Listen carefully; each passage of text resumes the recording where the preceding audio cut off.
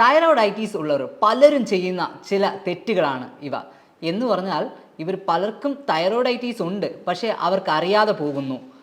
തൈറോയ്ഡൈറ്റീസ് ഉണ്ടെന്നറിഞ്ഞിട്ടും ഈ കാര്യങ്ങൾ പലപ്പോഴും തെറ്റായിട്ട് ഇവർ ചെയ്യുന്നു. നമുക്കൊന്ന് നോക്കാം കൃത്യമായിട്ട് തൈറോയ്ഡൈറ്റീസിനെ മെയിൻറ്റെയിൻ ചെയ്യേണ്ടത് എങ്ങനെയാണെന്ന്. ഞാൻ doctor Sujith, naturopathy physician, Prana hospital, കൊല്ലം.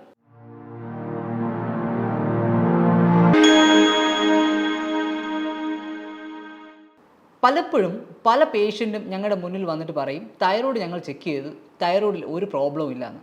പക്ഷേ അവർ പലപ്പോഴും ചെക്ക് ചെയ്യാൻ വിട്ടുപോകുന്ന ഒരു ടെസ്റ്റുണ്ട്, തൈറോയ്ഡിൻ്റെ ആൻറ്റിബോഡി ടെസ്റ്റ്. ഈ ആൻറ്റിബോഡി ടെസ്റ്റ് ചെയ്യുമ്പോൾ പലപ്പോഴും പോസിറ്റീവായിരിക്കും, അതിലെ വാല്യൂസ് വന്നിട്ട് അധികമായിരിക്കും. ഇതുകൊണ്ടും നമുക്ക് തൈറോയ്ഡൈറ്റീസ് വരാൻ വളരെയധികം ചാൻസ് കൂടുതലാണ്.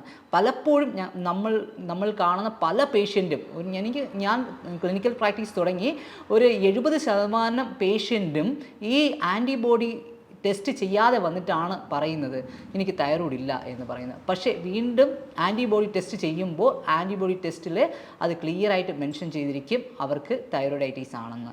വീണ്ടും ഈ പേഷ്യൻ്റ് ചെയ്യുന്ന ഒരു മിസ്റ്റേക്കാണ്, പലരും ഹൈപ്പോതൈറോയ്ഡ് ഉള്ളവർ പലരും ചെയ്യുന്നത് അവർക്ക് വെയിറ്റ് ഗെയിൻ ആയിരിക്കും, പെട്ടെന്നുള്ള വെയിറ്റ് ഗെയിൻ ആയിരിക്കും.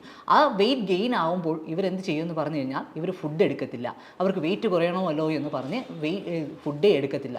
ആ സമയത്ത് നിങ്ങൾ മനസ്സിലാക്കേണ്ട കാര്യമുണ്ട്, T3 T4 കൺവേർട്ട് ആകണം, അല്ലെങ്കിൽ ഇതിൻ്റെയൊക്കെ നമുക്ക് ബാലൻസ് ചെയ്ത് നിൽക്കണമെങ്കിൽ ഗുഡ് പ്രോട്ടീനും ഗുഡ് ഫാറ്റും ആവശ്യമാണ്. ഈ ഗുഡ് പ്രോട്ടീനും ഗുഡ് ഫാറ്റും ഇല്ല എന്നുണ്ടെങ്കിൽ നമ്മളുടെ T3 T4 ഹോർമോൺസ് വന്നിട്ട് വളരെയധികം വ്യതിയാനം സംഭവിക്കുന്നതാണ്. അതുപോലെ തന്നെ പല പേഷ്യൻറ്റും ചെയ്യുന്ന ഒരു തെറ്റാണ്, ഇവർ മെഡിസിൻ എടുക്കുന്നത് അവരുടെ ഭക്ഷണത്തിന് കൂടെ ചേർന്നാണ്. അതായത് ചിലർ ചായ കുടിക്കുന്നതിന് ചായയോട് ചേർന്നെടുക്കും. ഒരു ടീ അല്ലെങ്കിൽ ഒരു ബ്ലാക്ക് ടീ ആണെങ്കിൽ ബ്ലാക്ക് ടീയോട് ചേർന്നാണ് എപ്പോഴും തൈറോയ്ഡിൻ്റെ മെഡിസിൻ എടുക്കുന്നത്. ഇങ്ങനെ ഒരിക്കലും ചെയ്യാൻ പാടില്ല. നമ്മൾ ഫുഡ് എടുക്കുന്നതിന് 30 മിനിറ്റ് 40 മിനിറ്റോ മുന്നേ നമ്മൾ തൈറോയ്ഡിൻ്റെ മെഡിസിൻ എടുക്കേണ്ടതാണ്.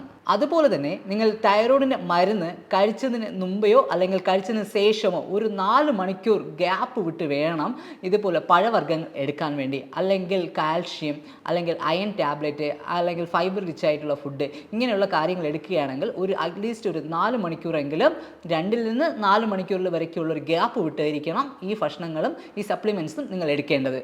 അതുപോലെ തന്നെയാണ് നമ്മൾ ഈ തൈറോയ്ഡ് ഉള്ള സമയത്ത് നമ്മൾ വിറ്റമിൻ ഡി ചെക്ക് ചെയ്യുകയാണെങ്കിൽ അത് അല്പം കുറഞ്ഞുള്ള രീതിയിൽ നിൽക്കും. അതായത് നമ്മൾ ടെസ്റ്റ് ചെയ്യുമ്പോഴേക്കും നമുക്ക് നോർമൽ വാല്യൂ 30 നിന്ന് 100 വരെയാണ്. പലപ്പോഴും 35 40 നിൽക്കുമ്പോൾ പറയും ഓക്കെ നോർമലാണ്, വേറെ പ്രശ്നങ്ങളൊന്നുമില്ല. പക്ഷേ ഇതിൽ ചിന്തിക്കേണ്ട കാര്യമുണ്ട്, ഇത് ടക്കനെ ഡൗൺ ആയിക്കോളും. അതുകൊണ്ട് നമ്മൾ എപ്പോഴും ഒരു 60ക്ക് മേലെ വിറ്റമിൻ ഡി നിൽക്കുന്ന തരത്തിൽ നമ്മൾ മെയിൻറ്റെയിൻ ചെയ്യാൻ വേണ്ടി നോക്കേണ്ടതാണ്. അതുപോലെ തന്നെയാണ് ഈ തൈറോയ്ഡൈറ്റീസ് ഉള്ളവർ പ്രത്യേകം ശ്രദ്ധിക്കേണ്ടത്, വിറ്റമിൻ ഡി നമുക്ക് വളരെയധികം ശരീരത്തിൽ ആവശ്യമായ നമുക്ക് ഒരു ഘടകമാണ്. ഈ ഘടകത്തിന് ആവശ്യമായിട്ടുള്ള വിറ്റമിൻ ഡി കിട്ടുന്നതായിട്ടുള്ള ഫുഡ് അധികമായിട്ട് എടുക്കുവാനും സണ്ണിൽ കുറച്ച് നേരം നിൽക്കുവാനും, അതായത് നമ്മൾ സൂര്യപ്രകാശത്തിൽ നിൽക്കുന്നത് സമയം കുറച്ച് കൂടുതലായിട്ട് എടുക്കുവാൻ വേണ്ടിയും നോക്കേണ്ടതാണ്. തൈറോയ്ഡ് ഉണ്ടോ എന്ന് അറിയാൻ വേണ്ടി നമ്മൾ പലപ്പോഴും ചെയ്യേണ്ട കാര്യം, നമ്മുടെ മാതാപിതാക്കൾക്ക് തൈറോയ്ഡ് ഉണ്ടെങ്കിൽ നമുക്ക് വരാനുള്ള ചാൻസും കൂടുതലാണ്.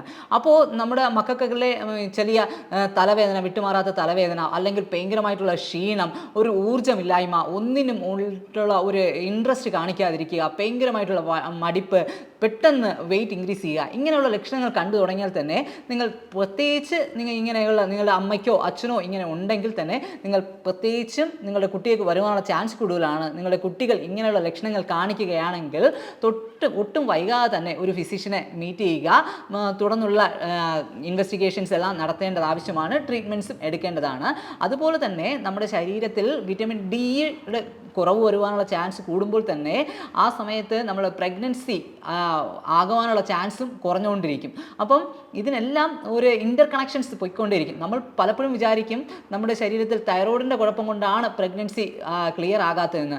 പക്ഷേ ഈ നമ്മുടെ തൈറോയ്ഡിൻ്റെ പ്രോബ്ലം കാരണം വിറ്റമിൻ ഡി കുറയുന്നതും യൂറിക് ആസിഡ് വരുന്നതും കാൽഷ്യത്തിൻ്റെ അളവ് കുറയുന്നതും ഇതെല്ലാം പ്രഗ്നൻസിക്ക് ക്ലിയർ ആയിട്ട് ആകാത്തതിനും ഒരു കാരണമായി തീരും.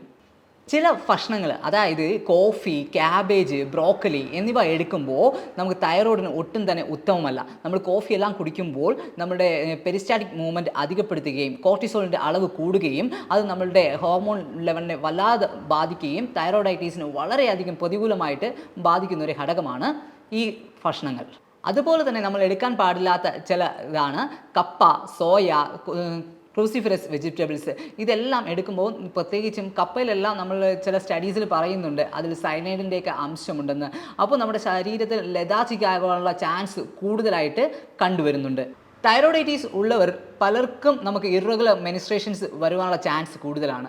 അപ്പോൾ നമ്മൾ ശ്രദ്ധിക്കേണ്ടത് അയൺ കണ്ടൻറ്റ് അടങ്ങിയിട്ടുള്ള ഫുഡ് അധികമായി എടുക്കുവാൻ വേണ്ടി നോക്കേണ്ടത് അത്യാവശ്യമാണ്. നമ്മുടെ മെൻസ്ട്രൽ സൈക്കിൾസിനെ റെഗുലേറ്റ് ചെയ്യാൻ വേണ്ടി അത് വളരെയധികം ഹെൽപ്ഫുൾ ചെയ്യും. വീട്ടിൽ തന്നെ തൈറോയിഡിനെ പ്രതിരോധിക്കാൻ നമുക്ക് ചെയ്യാവുന്ന ചില പൊടിക്കൈകളാണ്. അതായത് ഒന്ന്, നമ്മുടെ നെക്ക് പാക്ക് എന്ന് പറയും. ഒരു തണുത്ത വെള്ളത്തിൽ നമ്മുടെ ഒരു തുണി മുക്കി നമ്മുടെ കഴുത്തിന് ചുറ്റും കെട്ടിയതിന് ശേഷം അതിന് ചുറ്റും ചെറുതായിട്ട് നമ്മുടെ ഒരു ഡ്രൈ ക്ലോത്ത് അതിന് ചുറ്റും മൂടിക്കൊടുക്കുക. ഇങ്ങനെയാണ് നെക്ക് പാക്ക് ചെയ്യുന്നത്. ഒരിക്കലും ശ്രദ്ധിക്കുക, വളരെയധികം ഇറുക്കി കെട്ടുകയോ ശ്വാസം എടുക്കാൻ പറ്റാത്ത അളവിനല്ലോ കെട്ടേണ്ടത്. ഒരു ഫിസിഷ്യനുമായിട്ട് ഇത് കറക്റ്റായിട്ട് ഒരു നാച്ചുറോപ്പതി ഫിസിഷ്യനെടുത്ത് ചോദിച്ചു കഴിഞ്ഞാൽ അവർ അതിന് ക്ലിയർ ആയിട്ടുള്ള ഗൈഡ് ലൈൻസ് തരുന്നതായിരിക്കും. അങ്ങനെയായിരിക്കണം അത് ചെയ്യേണ്ടത്.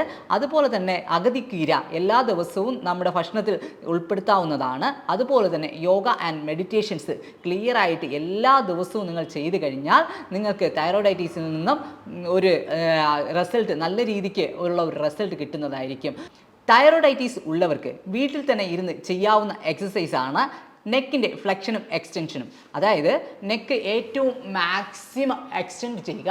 അതായത് നമ്മുടെ ഏറ്റവും നല്ല രീതിക്ക് ഈ രീതിക്ക് നമ്മുടെ മസിൽസ് നല്ല രീതിക്ക് സ്ട്രെങ്തൻ ആകാൻ വേണ്ടി നോക്കുക.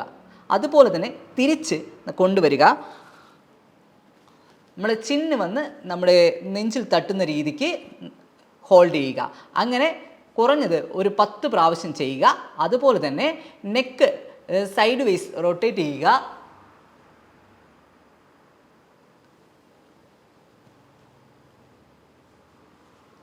മാക്സിമം റൊട്ടേഷൻ കൊടുക്കുക. ഇതും ഒരു 10 പ്രാവശ്യം ചെയ്യുക. ഇത് ഒരു ലൂസനിങ് എന്നുള്ള രീതിയിൽ എല്ലാ ദിവസവും മോർണിംഗിൽ നിങ്ങൾക്ക് ചെയ്യാവുന്നതാണ്. അതുപോലെ തന്നെ ഈ തൈറോയ്ഡ് ഉള്ളവർക്ക് എപ്പോഴും ഒരു ആൻസൈറ്റി അല്ലെങ്കിൽ ഒരു ദേഷ്യം അല്ലെങ്കിൽ ഒരു ടെൻഷൻ, ഒരു സ്ട്രെസ്സ് എന്നിവ എപ്പോഴും കൂടുതലായിരിക്കും. അതുപോലെ തന്നെ ഇവർക്ക് സെക്സിൻ്റെ അടുത്തുള്ള താല്പര്യം കുറഞ്ഞു വരുന്നത് കാണാൻ കഴിയും. ഇതെല്ലാം തൈറോയിഡൈറ്റീസിൻ്റെ വളരെയധികം കോംപ്ലിക്കേഷൻസ് ആണ്. ഇത് കൃത്യമായും മെഡിക്കേഷൻസും ട്രീറ്റ്മെൻറ്റ്സും നിങ്ങൾ എടുത്തില്ല എന്നുണ്ടെങ്കിൽ ഇത് വളരെയധികം നിങ്ങളുടെ ശരീരത്തിനെ ബാധിക്കുന്നതായിരിക്കും. ശരീരത്തിന് മാത്രമല്ല, ഇത് മാനസികമായിട്ടും നിങ്ങളെ വളരെയധികം ബാധിക്കും. അതുകൊണ്ട് തന്നെ യോഗ, മെഡിറ്റേഷൻസ് എന്നിവ കൃത്യമായിട്ട് നിങ്ങളുടെ ദിനത്തിൽ ഒരു പാർട്ടായിട്ട് കൊണ്ടുവരുവാൻ നോക്കേണ്ടതാണ്. എപ്പോഴും ഒന്ന് ശ്രദ്ധിക്കുക, നിങ്ങൾക്ക് തൈറോയിഡൈറ്റീസ് ഉള്ളപ്പോൾ നിങ്ങളുടെ കോർട്ടിസോൾ ലെവൽ വന്നിട്ട് വളരെ അധികമായിരിക്കും. ഇത് നമുക്ക് നോർമലൈസ് ചെയ്യാൻ വേണ്ടി ബ്രഹ്മിയുടെ നീര് കുടിക്കാവുന്നതാണ്.